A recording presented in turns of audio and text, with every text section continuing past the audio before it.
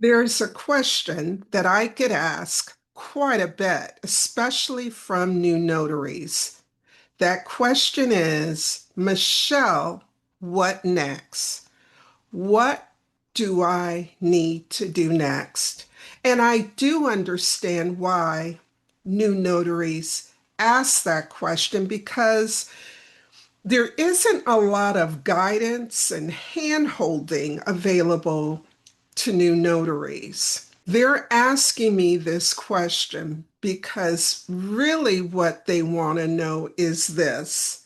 Michelle, now that I've obtained my Alabama notary commission, now that I have purchased the notary E&O insurance, Michelle, I've even ordered my supplies. I have my official notary seal. Even though Alabama says I don't need a notary journal, I've gone ahead and purchased one. I completed the mandatory notary training that Alabama requires, and I went a step further and I completed notary training on the National Notary Association's website. These notaries say to me, Michelle, I've even joined your Facebook group, Notaries for Alabama Hangout, and it's helpful. I brought a printer, I bought a mobile scanner, and some new notaries will even say to me, Michelle, I went an extra step. I got my LLC, I trademarked my company name, I've watched hours upon hours of YouTube videos, but now I need to know, what do I do next?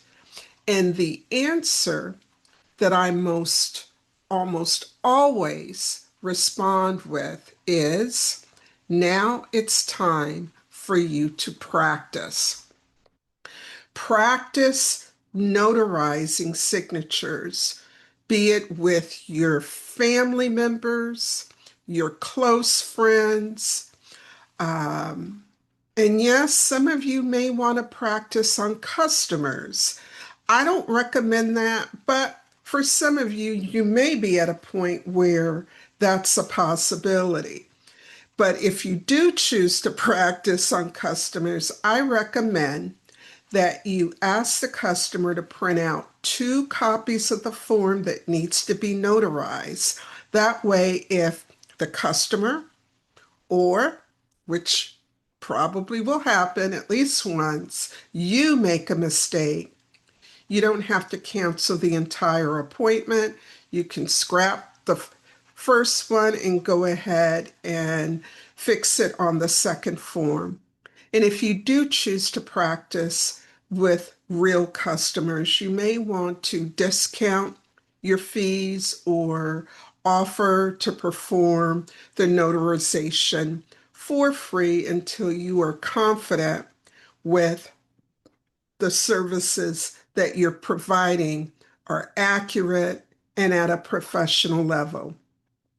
Now, when asking for your friends and family to serve as practice customers, encourage them to give you objective and fair feedback, and make sure you are open to their feedback so that you can really hone your skills and learn from your mistakes, and so that you don't damage any family or friend relationships.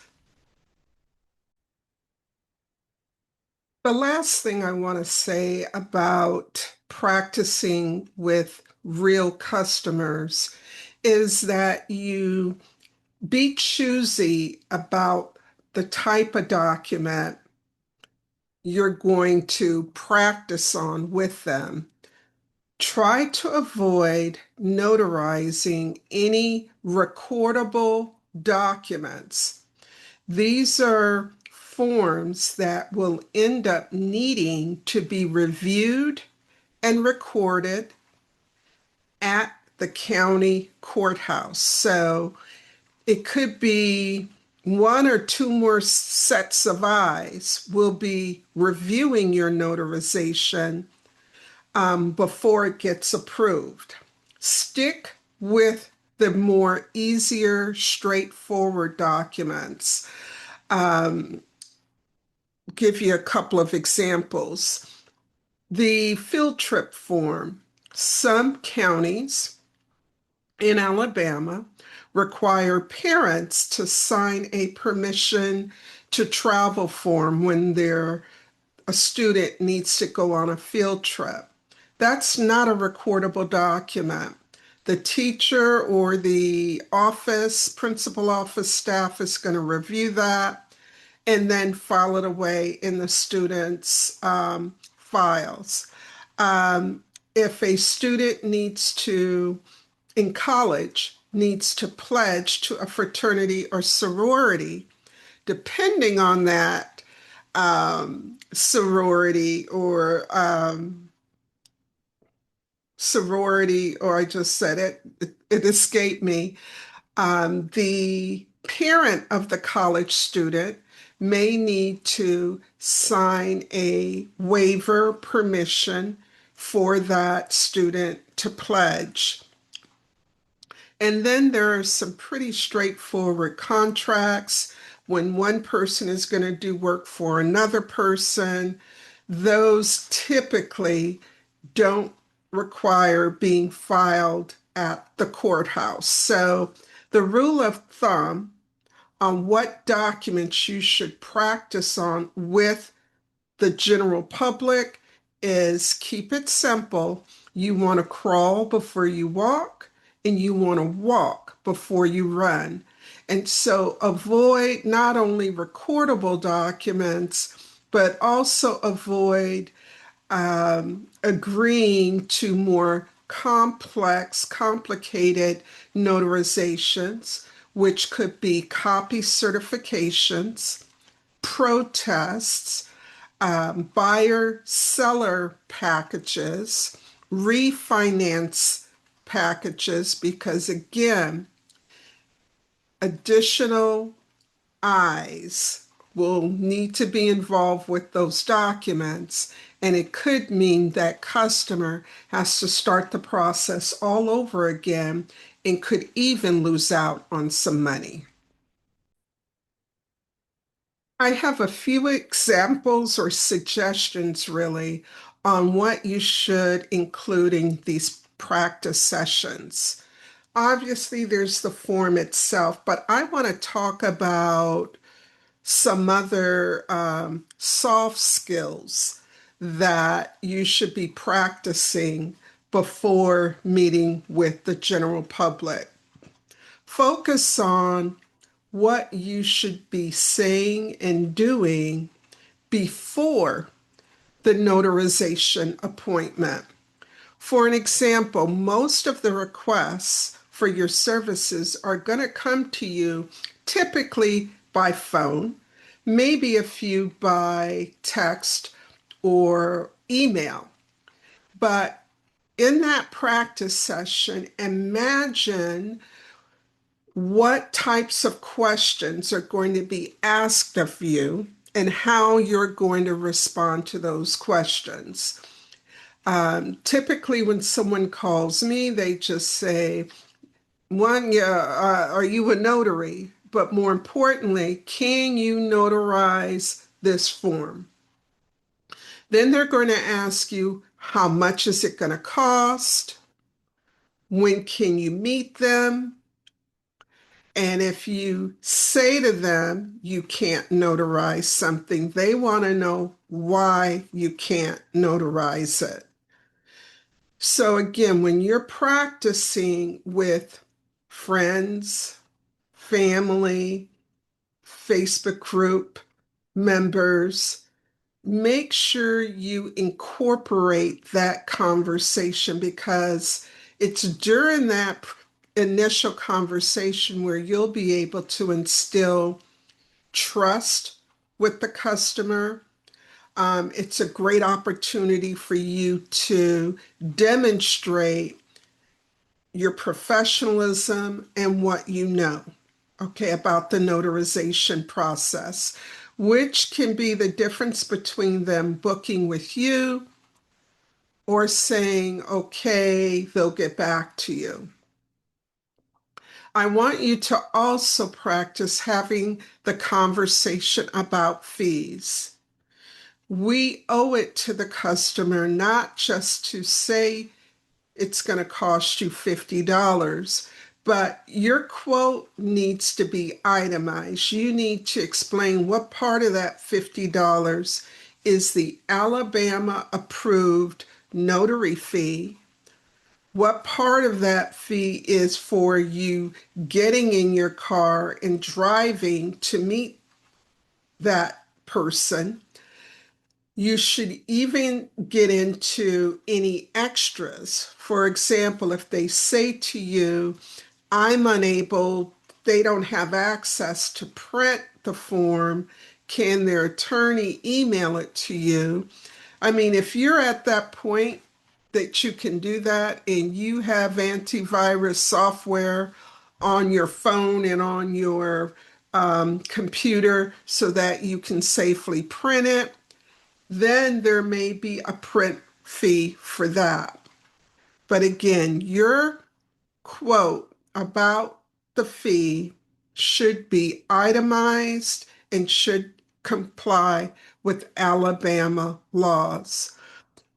That fee discussion should also include what happens if there's a cancellation of the appointment, or if you get to the appointment and find that because the signer is not coherent, responsive, whether you're going to charge a fee for that trip or not.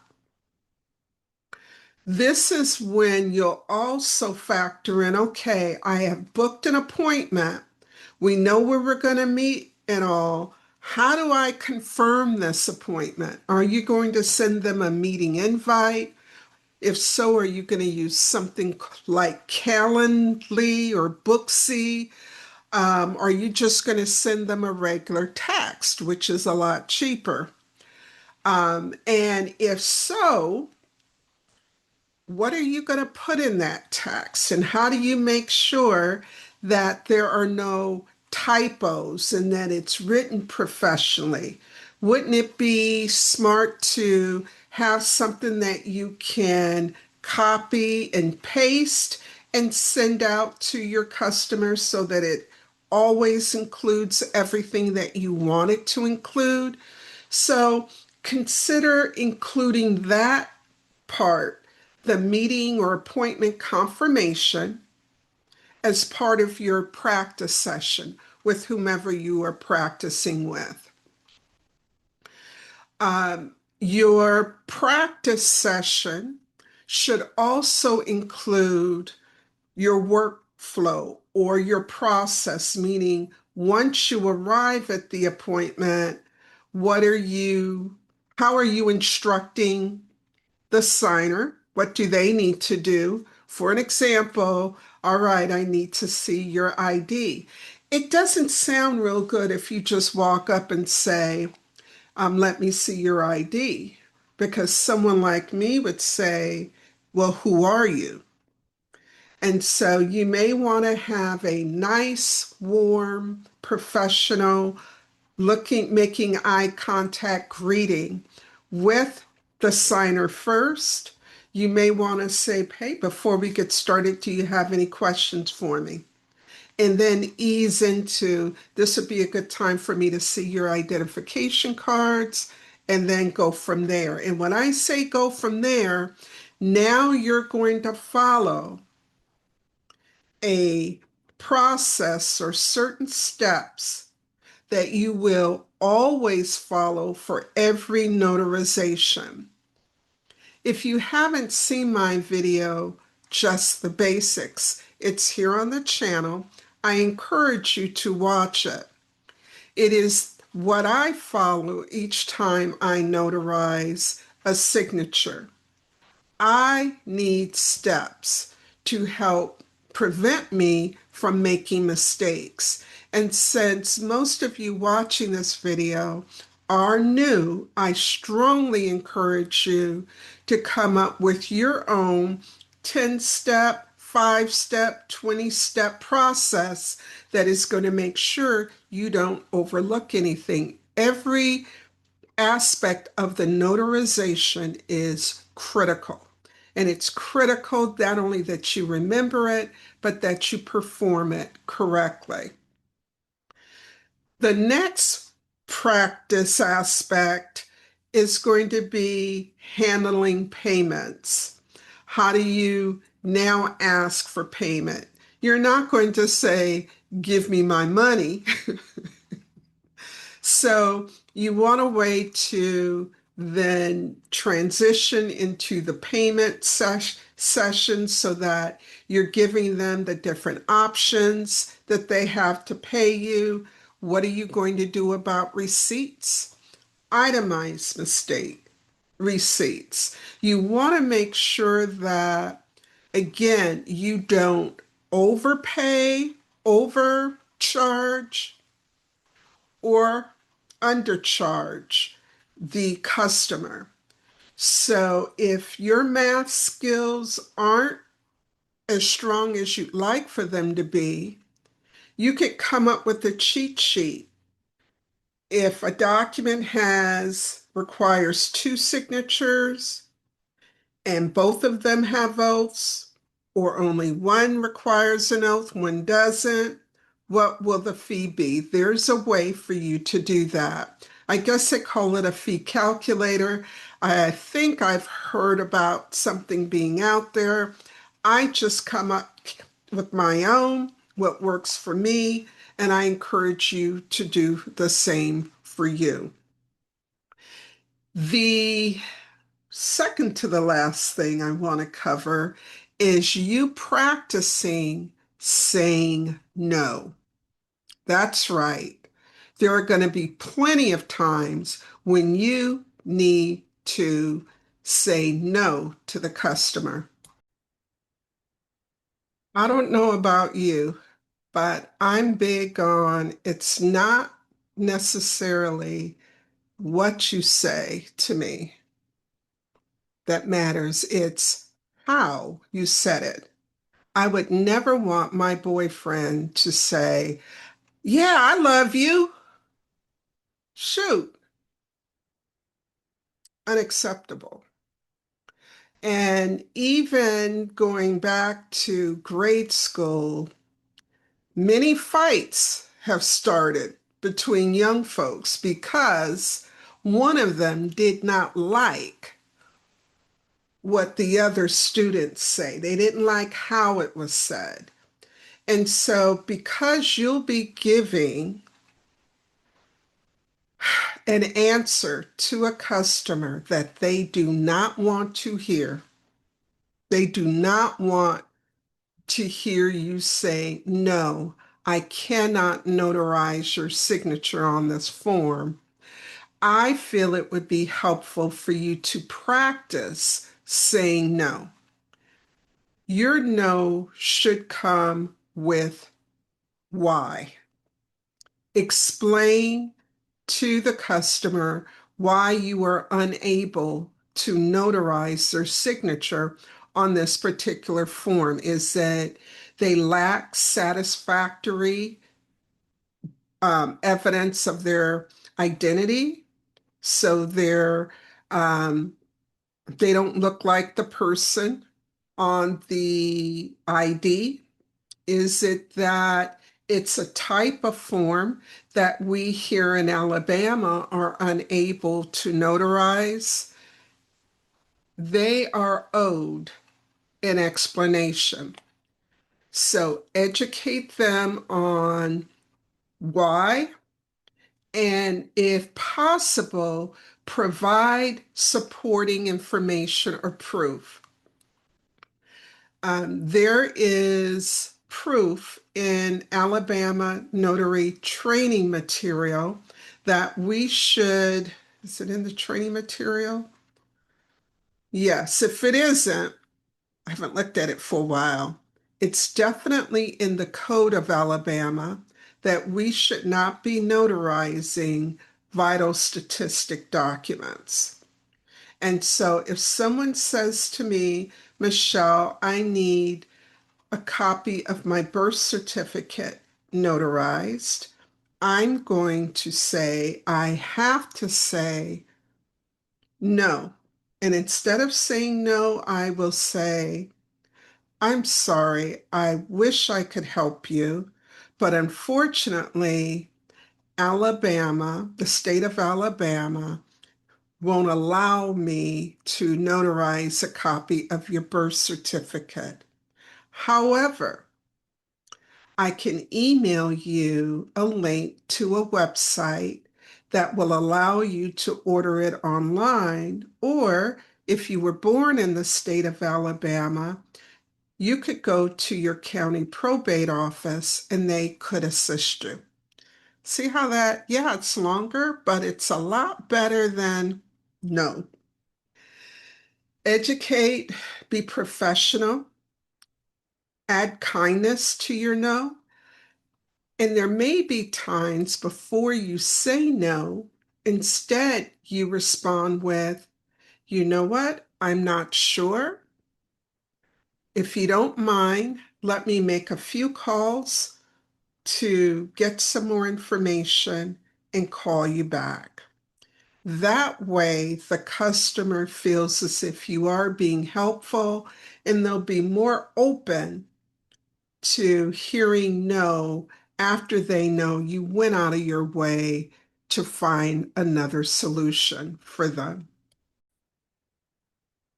In closing, what you do and say at a notarization appointment means a lot. It's as important as the first things you did and said at the beginning of the appointment. And usually for me, most of my mistakes are made at the end of the appointment. Can you guess why? I'm relaxed. I'm proud of myself for correctly notarizing the document. It looks good. I know there aren't any mistakes. So I let my guard down. And at the end, that's when a mistake slips in. So during your practice session, I would like for you to incorporate what you're going to do and say once you hand the form or right before you hand the notarized form back to the customer. And that is one, I want you to practice proofreading. Don't just say in the practice session, okay, yeah, I'll just go over and make sure I got everything.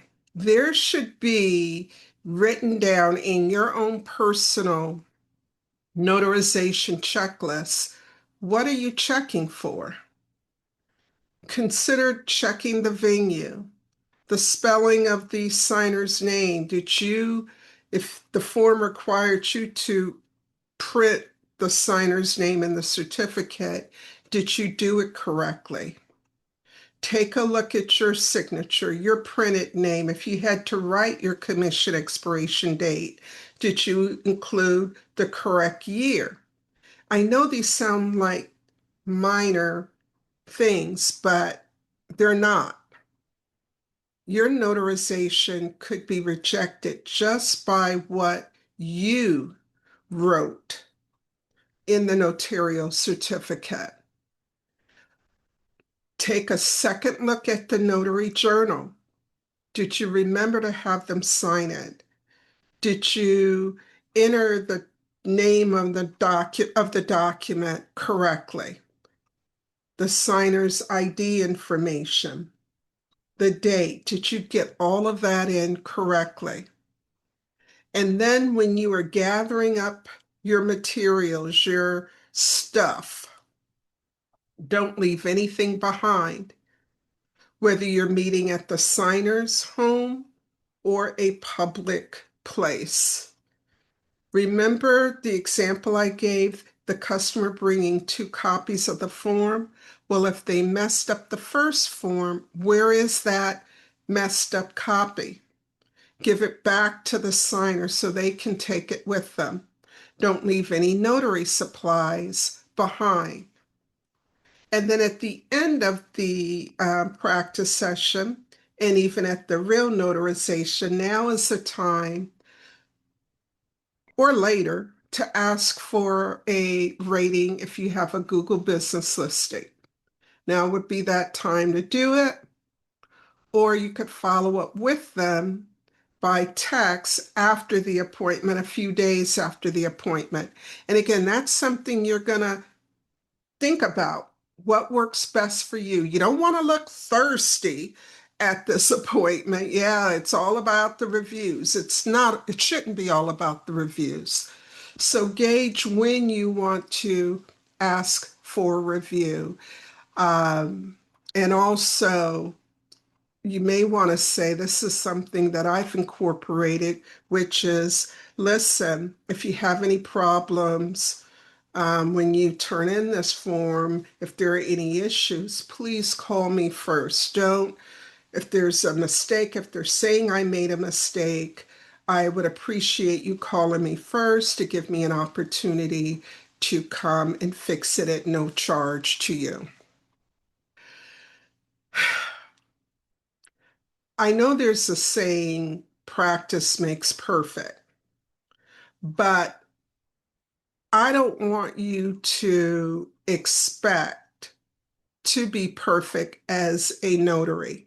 I don't want you to wait on the sidelines because you don't feel perfect yet. And so you never get out there to notarize. After 20 years as a commissioned notary public, I still make mistakes.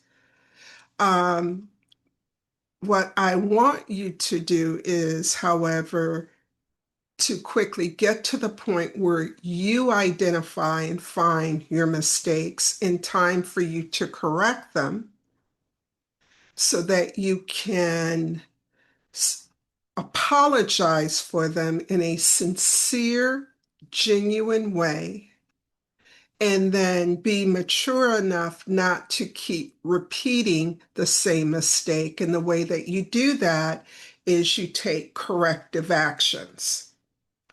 But there are a number of Alabama notaries, I feel, that stay in the training, mentoring cycle. I'm training. I need a mentor. I need to buy this supply. I need to watch more videos. Probably not. Some of you, yes. But if you've done everything, um, including practice, session, and everything else that I've touched upon, it's probably time for you to really get out and start meeting with the public. All right, I hope you found this video helpful in the information that I've shared, but I'm curious, especially those of you who may not be brand new.